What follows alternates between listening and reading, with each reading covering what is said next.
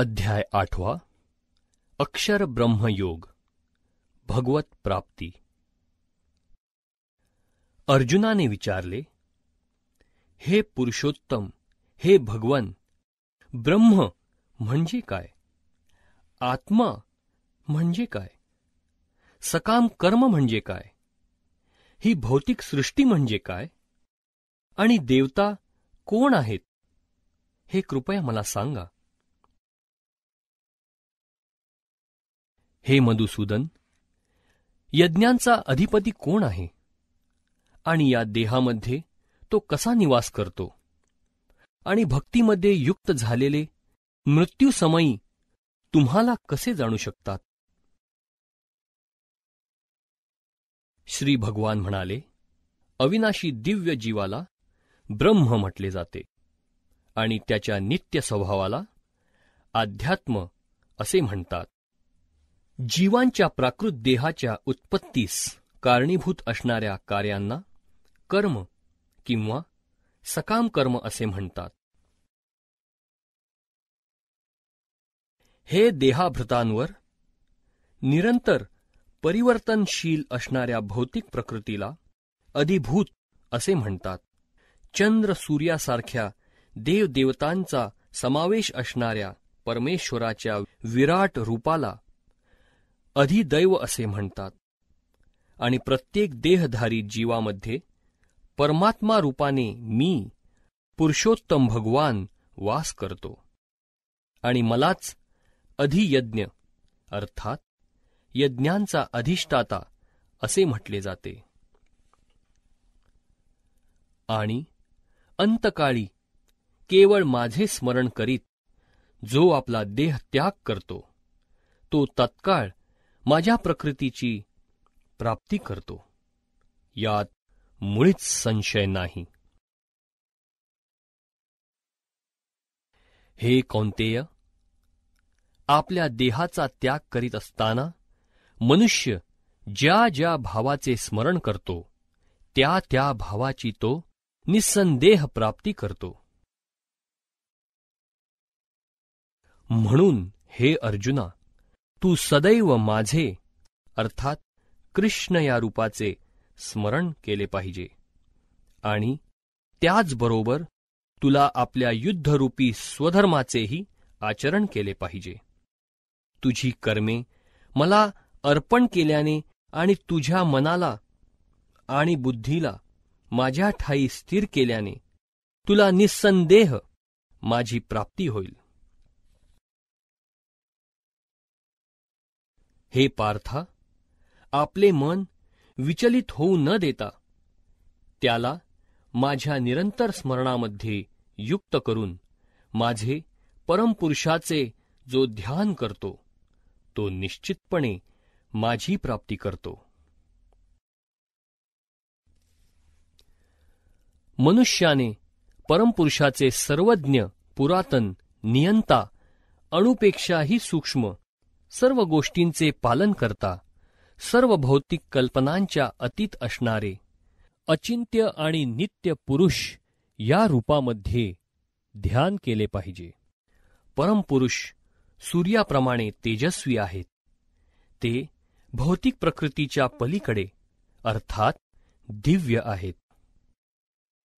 जो मनुष्य अंतःकाळी दोन्ही भुवयांमध्ये प्राणवायूला स्थिर करतो आणि योग सामर्थ्याद्वारे अविचलित मनाने पूर्णपणे भक्तिभावित होऊन भगवत स्मरण करण्यामध्ये युक्त होतो, त्याला निश्चितच भगवंतांची प्राप्ती होते.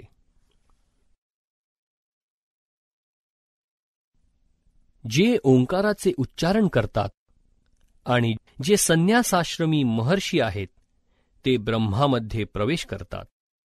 अशा सिद्धीची इच्छा करणारे ब्रह्मचर्य व्रताचे आचरण करतात.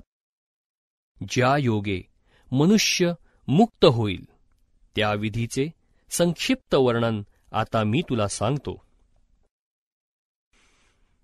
सर्व इंद्रियांच्या क्रियांपासून निवृत्त होणे म्हणजेच योगावस्था किंवा योग धारणा होय.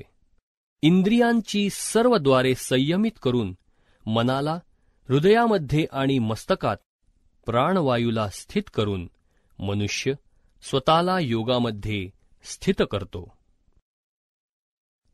योगाभ्यासामध्ये स्थिर झाल्यावर परमपवित्र ओंकाराचे उच्चारण करीत जर कोणी भगवंतांचे स्मरण केले आणि आपल्या देहाचा त्याग केला तर त्याला निश्चितच आध्यात्मिक लोकांची प्राप्ती होते. हे पार्था, जो अनन्य भावाने विचलित न होता सतत माझे स्मरण करतो त्याला प्राप्त होण्यास मी सुलभ असतो, कारण तो निरंतर भक्तियोगात रममाण झालेला असतो.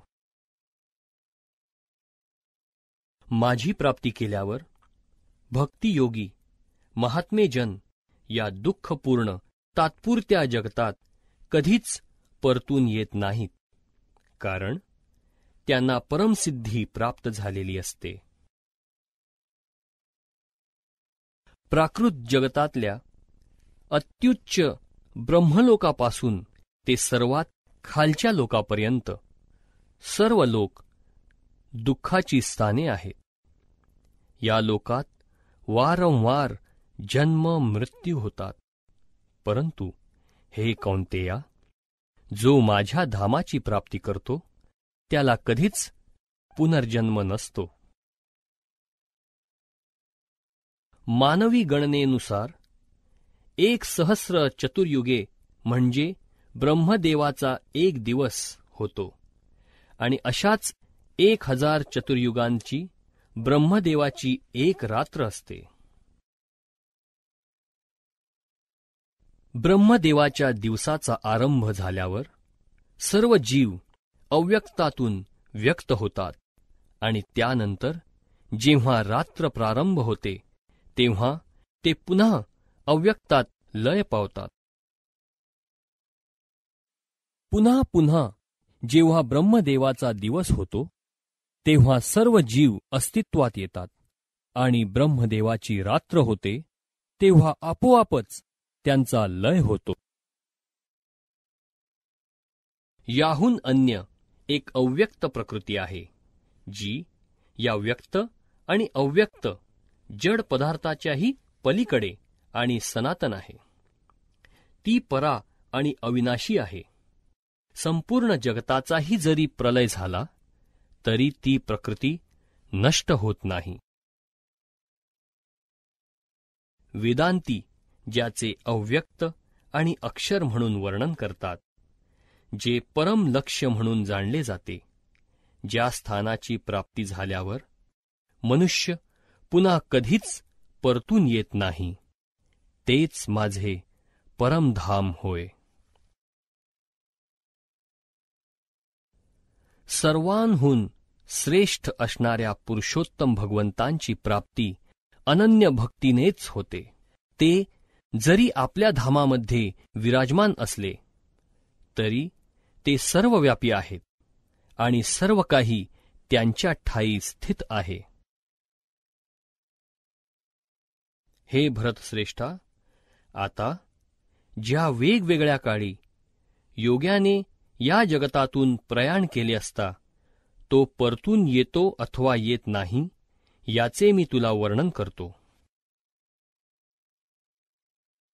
जे परब्रह्माला जाणतात ते अग्निदेवतेच्या प्रभावामध्ये, प्रकाशामध्ये, दिवसाच्या शुभक्षणी, शुक्ल पक्षामध्ये अथवा सूर्य जेव्हा उत्तरायणात असतो त्या 6 महिन्यांमध्ये या भौतिक जगतात मृत्यू झाल्यावर परब्रह्माची प्राप्ती करतात. धूर, रात्र, कृष्ण पक्ष किंवा दक्षिणायनामध्ये जो योगी मरण पावतो तो चंद्रलोकाची प्राप्ती करतो, परंतु तो पुन्हा परत येतो.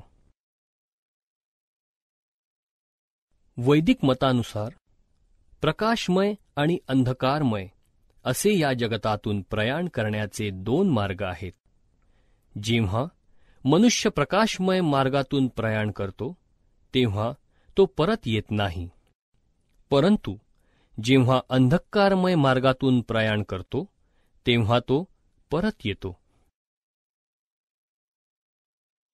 हे अर्जुना, भक्त जरी हे दोन्ही मार्ग जाणत असले तरी ते कधीच मोहित होत नाहीत. म्हणून तू सदैव भक्तीमध्ये युक्त हो. जो मनुष्य भक्ती मार्गाचा स्वीकार करतो तो वेदाध्ययन, तपस्या, दान देणे किंवा दार्शनिक तथा सकाम कर्म इत्यादी करण्यापासून जे फळ प्राप्त होते त्या फलापासून वंचित होत नाही. केवळ भक्तिपूर्ण सेवा केल्याने त्याला हे सर्व प्राप्त होते आणि अखेरीस त्याला परम शाश्वत धामाची प्राप्ती होते.